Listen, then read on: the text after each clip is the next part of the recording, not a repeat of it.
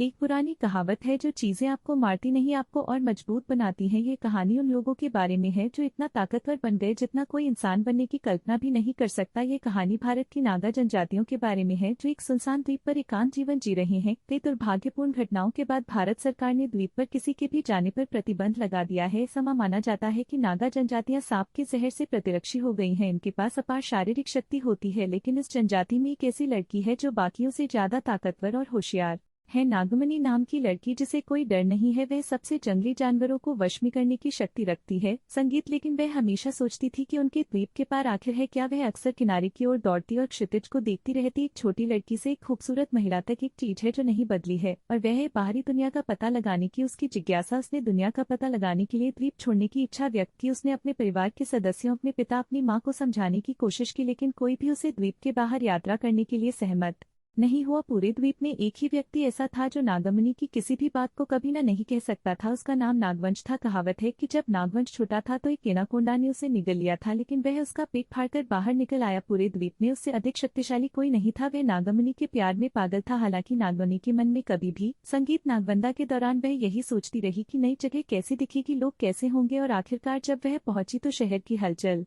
देखकर हैरान रह गई। लेकिन एक आदमी की नजर उस पर पड़ी और जैसे ही उसने उसे देखा उसे उससे प्यार हो गया। वह आदमी अर्जुन था एक सॉफ्टवेयर इंजीनियर जो वहां काम करता था। उसने नागमणि को सुरक्षित महसूस कराने की कोशिश की। उसने उसे रहने के लिए आश्रय भी दिया। बाद में दोनों को एक दूसरे से प्यार हो गया। उन्होंने शादी करने का फैसला किया। उसने समाज में व्याप्त अन्याय और बुराई को देखा और इसका उस पर गहरा प्रभाव पड़ा। वह जरूरतमंदों की मदद करने से खुद को रोक नहीं सकी और आखिरकार उसने अपनी शक्तियों का इस्तेमाल करने का फैसला किया। वह रक्षक बन गई जिसकी शहर को जरूरत थी। शादी के बाद नागमणि ने एक बच्चे को जन्म दिया। उन्होंने उसका नाम नागार्जुन रखा। दूसरी ओर द्वीप में नागवंश कर रहा था। दिन महीनों में बदल गए, महीने साल में, लेकिन नागमणि वापस नहीं आई अंततः। लेकिन एक दिन उसने अखबार में कुछ देखा और उसे तुरंत पता चल गया कि नागमणि कहाँ